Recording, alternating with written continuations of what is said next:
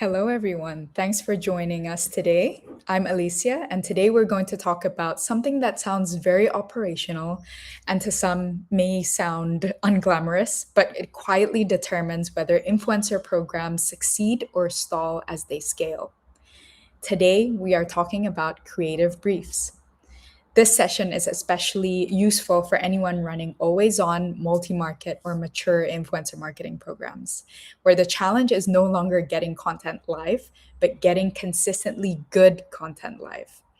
We'll keep this webinar very tactile and tangible so you can apply what we learned here today into your next creative briefs today or this week. For the next 15 to 20 minutes, I want you to think about your current briefing process, not the ideal one, but the real one. You know, the PDFs, the Notion pages, the Slack messages, because that's what we're here to unpack today. And with that, here's how we'll spend our time together. First, I'll set the tension around why briefs start to break as programs scale. Then we'll diagnose the three most common failure points I see across mature teams.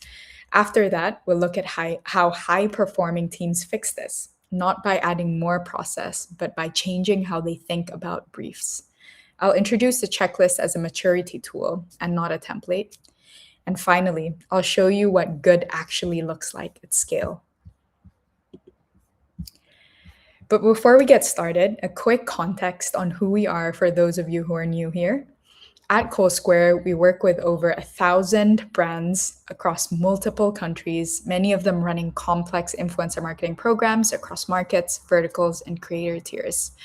We're a B Corp certified company and very mission driven, which matters here because performance and responsibility often collide most clearly inside the creative brief. Everything I'm sharing today comes from patterns we repeatedly see across different verticals, from beauty to fashion to FMCG to entertainment and beyond. So it's not just theory. All right, let's get to it. So, creative briefs were meant to create clarity. At scale, they often do the opposite.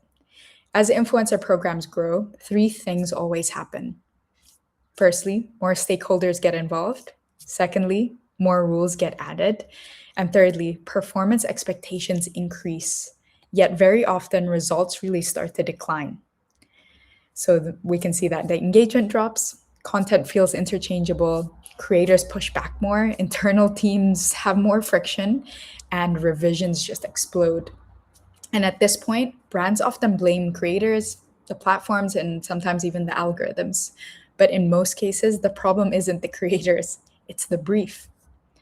Because the brief becomes the place where strategy, the risk, creativity, and performance all collide.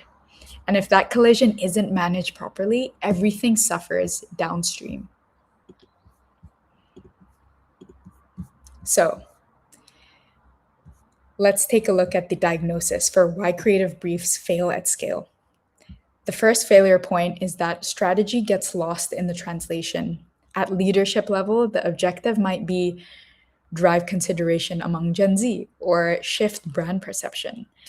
By the time that reaches the brief, it becomes one Instagram reel, mention 3 USBs, show product in the first 3 seconds. So creators aren't executing intent, they're executing instructions.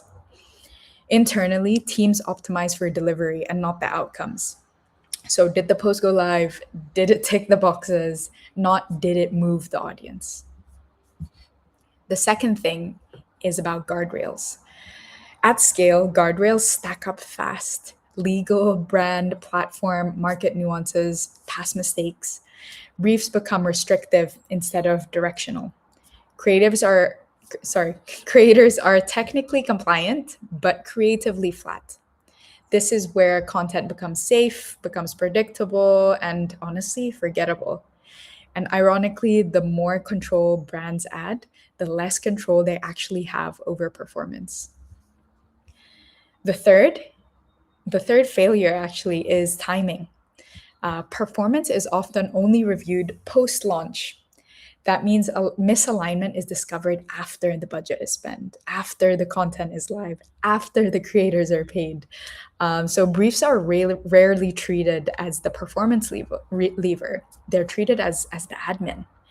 And when something underperforms, teams optimize execution next time instead of fixing the brief upstream. So, how do the best teams avoid these traps? It's not by adding more slides, not by writing longer briefs. It's changing what a brief is actually for. Now, let's get into this. Let's get into it here. Awesome. So, this is actually where the real difference shows up. High performing teams do not just write better briefs, they make three fundamental shifts in how they think about them. The first shift is from instructions to intent. Low performing briefs focus on tasks. For example, post this, say this, use this hashtag. High performing briefs focus on intent. What are we trying to change? What should the audience feel? What should they think or do differently after seeing this? When creators understand the actual intent, they make smarter creative decisions. They don't need to be micromanaged because they understand where the destination is. The second shift is from control to alignment. Some teams treat briefs as a way to control the output, to minimize the risk, to script the message. But the strongest teams use briefs to create alignment instead. Alignment between the brand and the creator, alignment between marketing and performance teams, alignment between campaign objective and the actual creative execution. The brief becomes a shared reference point, a decision-making framework, if you will. So if a creator asks, can I approach this angle differently? The answer is not based on personal opinion. It goes back to the brief. Does it serve the intent? Does it support the objective? These are the questions you want to be asking yourselves.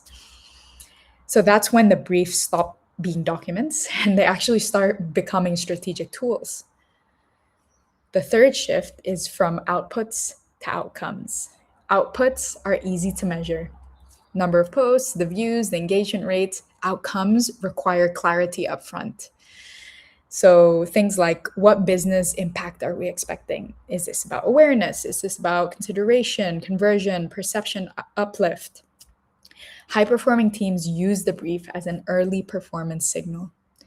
If you can't clearly articulate what success looks like inside the brief, it will not magically appear in the reporting later. Reporting does not fix a weak strategy, it just exposes it. So they ask themselves before launch, if this performs exactly as written, will it achieve the objective? If the answer is unclear, the brief needs work. Ultimately, high-performing teams treat briefs as creative enablers and not constraints. They should create clarity, confidence, and alignment. And we really do think that when those three things exist, performance follows much more predictably. Now let's look at this. This is where the checklist comes in, not as a template to blindly follow, but as a maturity tool. A strong checklist helps teams standardize the quality without killing creativity, and it allows programs to scale across markets and creators without reinventing the wheel. And it aligns the brands, the creators, internal teams very early on before the frictions appear. So again, it's not about adding more detail, it's about adding the right signals. And here is the moment we've all been waiting for. Let's ground this in the outcomes. What does good actually look like when briefs are working? Let's jump into this. So when briefs are done properly, 4 things consistently happen. And you can usually feel the difference immediately. First, revisions drop. Not because creators suddenly become better at their jobs, but because ambiguity disappears. The objective is clearer, the audience is more defined, and the outcome is aligned upfront. Instead of long back and forth threads saying this isn't quite right, you get work that actually lands much closer to the mark the first time. That means faster turnarounds, happier creators, less operational drag, and ultimately, this allows you to scale your campaigns. If you're running influencer activity at volume, this is not just about an efficiency thing. This is about protecting your margin, freeing up your team's time. Secondly, content relevance will improve. This is where the shift really happens. When creators understand the why behind the campaign, not just the deliverables, the quality changes. If you only say post a reel, mention these three features, you will get compliance. But if you say, here's the problem we're solving for this audience, here's the perception we want you to shift, you get interpretation. Creators are cultural translators. They know how to make a message resonate with their specific audience, but they can only do that if you give them the context. The best briefs explain the intent, not just the instruction. Please remember that as a golden rule. Thirdly, authenticity is protected. So there's a myth that strong briefs restrict creativity. In reality, weak briefs do. A good brief creates clear strategic guardrails. It defines the message territory, the non negotiables, the tone boundaries as well. But within those boundaries, there is freedom. Freedom in the formatting, freedom in the storytelling, freedom in personal angle. And when creators feel this trust, the content feels natural. And natural content, as we all know, performs better. Too prescriptive and you kill the authenticity. Too vague and you create chaos. The sweet spot is strategic clarity with creative freedom. And finally, performance becomes measurable before launch. And this is the most impactful shift we see here. Most brands launch a campaign and then afterwards ask, did this work? When briefs are strong, success is defined before anything goes live. So you're clear on what this campaign is trying to achieve, which KPIs matter, how this influencer fits into the wider media mix. And if it is a brand objective, you might focus on engagement quality or reach against a defined audience. If it's a performance objective, you can define conversion metrics or revenue contribution expectations upfront. If it is about cultural relevance, you look at shareability, earned amplification. The key is this: performance becomes intentional, it's not retrospective. And when that happens, influencer marketing stops being experimental, it becomes defensible. That is when briefs stop being a formality and start becoming a genuine growth lever.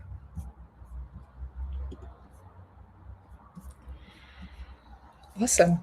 That brings us to the end of the webinar, actually. If creative briefs are slowing your influencer marketing program down, it's really time to rethink the foundation. It often gets overlooked, but it is a crucial piece to making sure that your creator content is maximized as you launch and grow bigger and bigger in volume. So we've turned everything we covered today into a practical creative brief checklist. It's designed for teams operating at scale, and you can download it from our website and start using briefs as a performance tool and not as an admin task. And you can do so from the widgets up down here or up here, depending on where I am on your screen.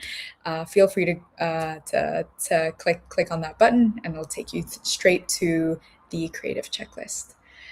But that's all for me today. I hope I catch you on another webinar very soon. Thank you all for joining.